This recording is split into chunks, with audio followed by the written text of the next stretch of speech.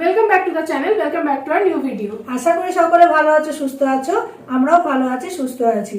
চলো, যাকে নিয়ে আজকের ভিডিও আমাদের টাইটেল আর থাম্বনেল দেখে বুঝেই গেছো, তাহলে স্টার্ট করা যাক।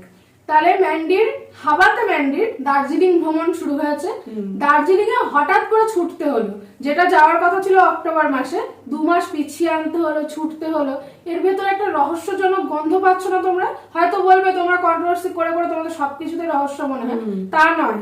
ভিউয়ার্সরা যদি খুঁটি ওর ব্লগ দেখো, তাহলে তোমাদেরও রহস্যজনক গন্ধ মনে হবে। কারণ দার্জিলিংটা তো 2 মাস পরেও যাওয়া যেত, তারপরে ছুটি পড়ে, পুজোর ছুটিতে অনেকে ভ্যাকেশনে ঘুরতে যায়। এত তাড়াতাড়ি কেন ঘুরতে যেতে হলো? কারণ ও আগের ভিডিওতেও বলেছে যে আমি দীঘায় এসেছি, মেয়ের মাত্র পরীক্ষা শেষ হয়েছে, এখনো তো ছুটি পড়েনি স্কুলে, তাই যে দীঘাতে আসলাম, এরপরে আর কোথাও যাওয়া যাবে না, মেয়ের স্কুল ছুটি করা যাবে না। হুট করে আবার কি মাথায় ভূত চাপলো যে দাদা বৌদি তো নিজের মায়ের পেটেরও দাদা বৌদি না। তো সেখানে তারা ট্রান্সফার হচ্ছে কোচবিহারে। তারা এটুকুনি বলেছে যে তোমরা এই দুর্গাপুজোয় আসলে আমাদেরকে পাবে না, আমরা 15 দিনের মধ্যে ট্রান্সফার হচ্ছি, কোচবিহারে দেখা করতে তারা ইনফর্ম করেছে। হ্যাঁ, আর মেয়ের স্কুল তাহলে এই যে চলে গেল, তো এখন মেয়ের স্কুলের কথা মনে পড়লো না? আমরা যখন মেয়ে ছোট ছিল তখন আমরা কিন্তু এই ঘন ঘন বাপের বাড়ি আসা বা এদিক ওদিক ঘুরতে যাওয়া কোনোদিন করতে পারি। কারণ আমার যেহেতু পুরো হায়ার স্টাডিজ থেকে শুরু করে স্কুলিং সবকিছু গুজরাট থেকে হয়েছে, গুজরাটের বড়োদরা থেকে। আমরা কিন্তু গ্রামে মানে আমাদের হোম টাউনে যাওয়ার জন্য আশায় বসে থাকতাম। আমাদের কাছে অন্য কোনো প্লেস না, হোম টাউন কতদিনে যাবো ঘুরতে, সেটার জন্য আমাদেরকে বসে থাকতে হতো 3 বছর 4 বছর, অনেকে 5 বছর পরেও যেত। আমাদের অনেক ফ্রেন্ডসরাও এরকম আছে যারা 5 বছর পরেও গেছে। আর এদেরকে তো দেখি যখন উঠলো বাড়ি তো কটক যাই, মানে আজকে বললো মানে আজকেই ছুটতে হবে। প্রথম যে গানটা গাইলো শুয়ে শুয়ে, ঠিক যেন মনে হচ্ছে ওর কেউ একটা কিছু হয়ে গেছে, ভগবান করেন বলতে নেই, যে এমন ভাবে গানটা গাইলে কি হলো কেন হলো, আর আমি থতমত খেয়ে গেছি। এটা শুনে তো অনেক ভিউয়ার্সরাও লিখে গেছে ওকে, যে কি ধরনের কথাবার্তা এগুলো, থতমত খাওয়ার তো কিছু নেই। ও ওখান থেকে ওনারা চলেই আসতে পারে কেন? অত সুন্দর প্লেস, অত সুন্দর রুম কি হোটেল ভাড়া করলে পেত না ম্যান্ডির তো পয়সার অভাব নেই, কারণ কথায় কথায় শপিং। এরপরে ওর ওই বাড়িটাকে একটা মল বানিয়ে ফেলবে, এত শপিং করে। কারণ ও নিজেই বলেছে ইউটিউব যদি না থাকে আমাকে লণ্ঠন হাতে নিতে হবে। লণ্ঠন হাতে নিতে হবে না, ওই যে এত গাদা গাদা শপিং করিস, ওই বাড়িটাকেই তুই মল বানিয়ে ফেলতে পারবি। নাকি এখন থেকে স্টক করে রাখছি যে ভবিষ্যতে যদি ইউটিউব বন্ধ হয়ে যায়, বর তো অকর্মণ্য, কোনো কাজ করে না, তখন এত ভালো ভালো জামা কাপড় এটা ওটা সেটা কে কিনে দেবে? তাই এখন থেকে স্টক করে রাখি সবকিছু। কারণ বরকে তো আঙুলের ডগায় না চায়। বড় যেমন যে মেয়ে বইয়ের এত কিছু, এই কেচ্ছা ওয়াইটিতে ছড়ানোর পরেও মুখ দেখাচ্ছে কি করে, আমরা এটা অবাক হয়ে যাই।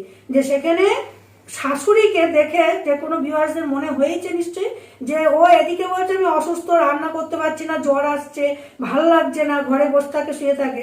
অথচ যেমনি দার্জিলিং যাওয়ার কথা হলো, একই দিনের মধ্যে 4-5 বার শপিং করতে বেরিয়ে যাচ্ছে।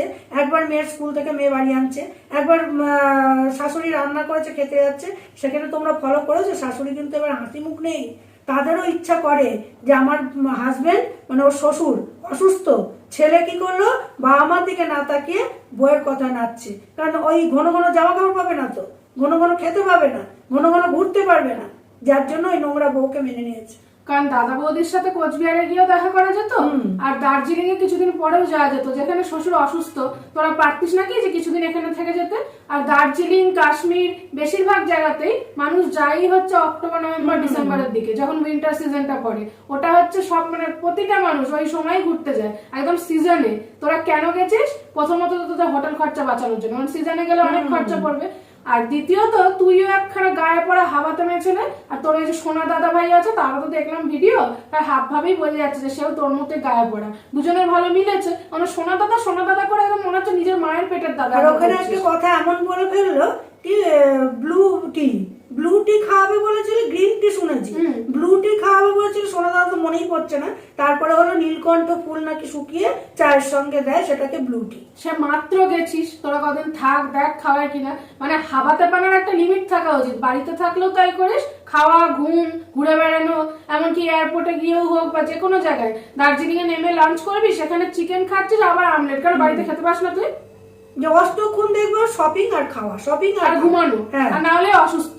যে এবার আসি ওর শাশুড়িকে যে অর্ডার মেরে গেল, যেখানে অসুস্থ শ্বশুর আছে, শাশুড়িরও তো বয়স হয়েছে, তাকে দেখবে না নিজে থেকে বিয়ে করবে?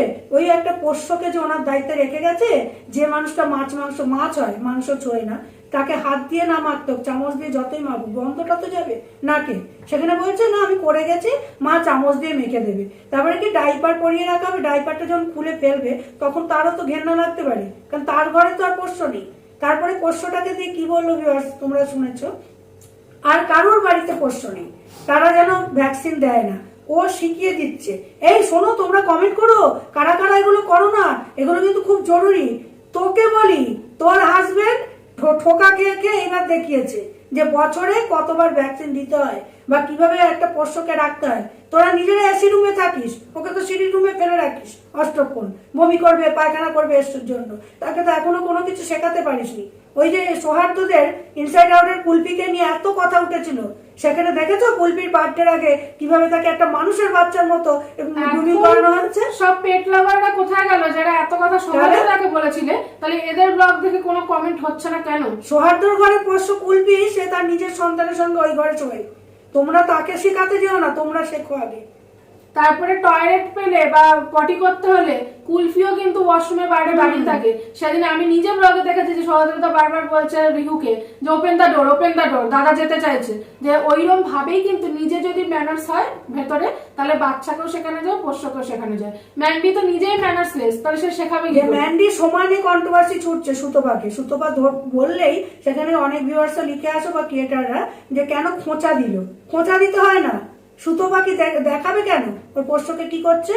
হ্যাঁ, ওই জন্য ঠোকাটা দিয়েছে যে এবার তোমরা লিখেছো বা দেখিও তোমরা কবার কি করছো, কেন দেখাবে তোকে? যে তোরা বাড়িতে ওষুধ আনছিস, গায়ের উকুনের মতো হয় না, পোকা হয়ে যায় ওই জন্য। আর অন্যরা যারা মেন যারা পেট লাভার হয় বা যারা এত ইনকাম করে তোদের মতো, তারা বাইরে নিয়ে গিয়ে গ্রুমিং করিয়ে আনে, সবসময় তাকে পরিষ্কার পরিচ্ছন্ন রাখে। তোরা নিজেরাই যে মানুষ স্নান করে না, সে কি করে পেটকে পরিষ্কার রাখবে? আগে প্রথম দেখতাম ম্যান্ডিকে যখন প্রথম ব্লগ শুরু করেছিল, তখন ওই জনিকে নিয়ে ও কিন্তু বাইরে বের করাতো, টয়লেট করাতো। এখন সেই জনির ওপর থেকে সব চলে গেছে, এখন যাবতীয় বলতে বসে ও নিজেকে দেখবে, নিজে খাবে নাকি জনিকে দেখবে। জনির মাংস এনে রাখলাম, এই মাংসটা ফোটাচ্ছে সেইটুকুনি দেখায়, অথচ কি বলছে সারাদিন শপিং এর জন্য স্নান করেনি। ওর মানে দুর্গন্ধ সত্যি গা দিয়ে বেরোয়। ওই বর সবটা মেনে নিচ্ছে যে নিজের রোজগার যাওয়ার জন্য মানে পাগল হয়ে গেছে দার্জিলিং যাওয়ার জন্য। অন্যরাও দার্জিলিং যায়, কত মানুষ হয়তো 6-7 বারও ঘুরে এসেছে, তারাও মনে ওর মতো পাগলপন্থী করে না যে সাথে সাথে স্নান করা সবকিছু ভুলে যেতে হবে। যে বরের জন্য কি সিরাম চুলের, আর ওর জন্য নাইট ক্রিম। বয়স যখন হচ্ছে নাইট ক্রিম বলেছে পার্লার থেকে, তাহলে ওই বয়সের সঙ্গে সঙ্গে ম্যাচুরিটি আসেনি কেন? উড়নচণ্ডী কেন মনটা?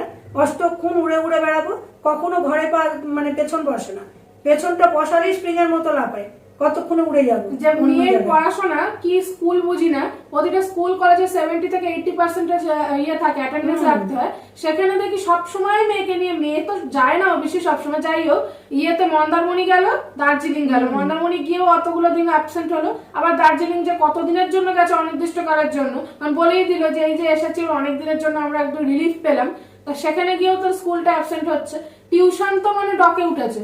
এক একটা ছেলে মেয়েদের স্কুল বন্ধ থাকলে, ভ্যাকেশন পড়লে, গরমের ছুটি পড়লে, সামার ভ্যাকেশনেও টিচাররা পড়ায়, আমাদেরকেও পড়াতো, আমরা যার জন্য যেতে পারতাম না। ওর মেয়ের তো কিছুই দেখি না, শুধু ফোন সারাদিন ধরে আর খেলা, যেখানে যাচ্ছে সেখানেও খেলনা নিয়ে ছুটছে। যে এক সোনা দাদা বৌদিকেও দেখলাম দার্জিলিং এ যেন ট্রান্সফার চলে আর যেতে পারবে না, যার জন্য স্মৃতি নিতে গেছে একদম। স্মৃতি নিয়ে আর এদেরকেও দেখছি ঠিক হাবাতে হাবাতে মানিয়েছে। আর এই ম্যান্ডি ওখানে কি কারণে গেছে একটা প্রশ্নবোধক চিহ্ন কিন্তু রয়েই গেল, যে ওখানে কি আদার্স আর কেউ গেছে নাকি সোনা দাদা সংসার ভাঙতে গেল। 15 দিন তারা তাদেরকে টাইম দেবে কি, এরা গিয়ে হাজির হয়ে গেল। তারা নিজেদের কোয়ালিটি টাইম স্পেন্ড করবে, ছেলেটা আছে তাকে নিয়ে ঘুরবে। তোরা যে গিয়ে ঢুকে পড়লি তাদের মধ্যে, তারা তো নিজেদের টাইমটা স্পেন্ড করতে পারছে না, তারা তার 15টা দিনই আছে, সেটা ভাবতে হতো না?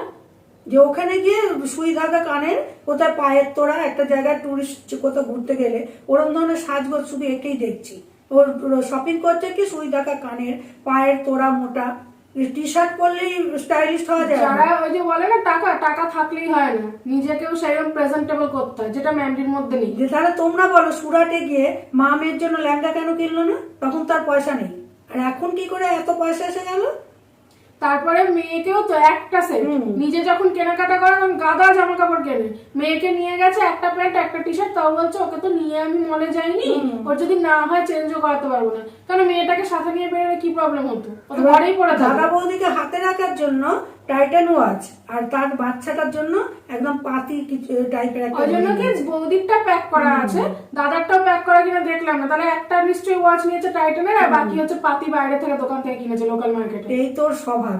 আর সুতোপাকে ঠুকে লাভ নেই, সুতোপার মতো হতে গেলে গানের গলার সুর আন, অনেকে থাকে না, কিন্তু চেষ্টা করা উচিত। ওই কেউ চলে আসছে ট্রান্সফার হয়ে, তার জন্য যে ওরম ভাবে গান গাইতে হবে আর থতমতো খেয়ে যাওয়া, এটা বুঝলাম না। গানের গলার সুর, নিজেকে সামঞ্জস্যতা বজায় রাখা, নিজের ত্যাগ দিয়া, সেগুলো তোর দ্বারা হবে না। আমার মাকে দেখেছি, সুতোপাদিকে দেখেছি, আরো অনেককে দেখেছি।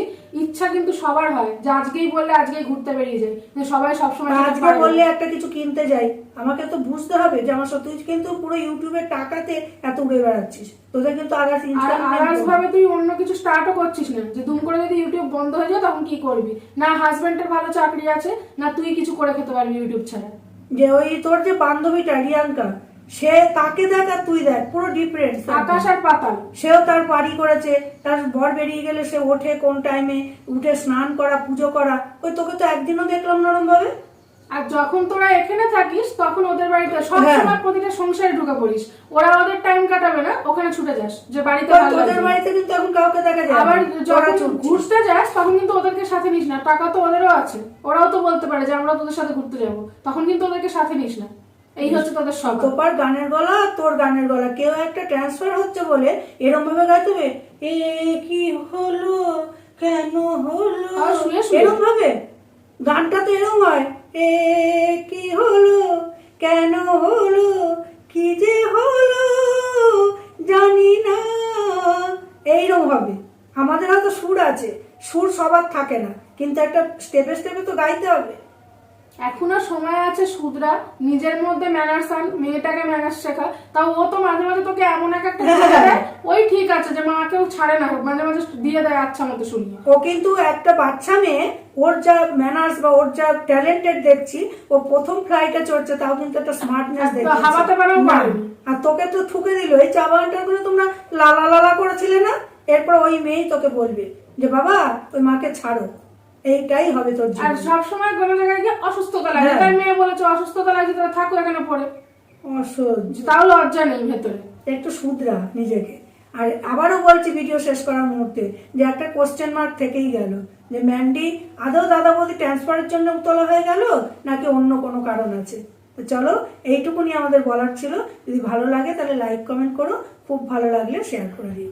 এখানেই হেল্প করছি।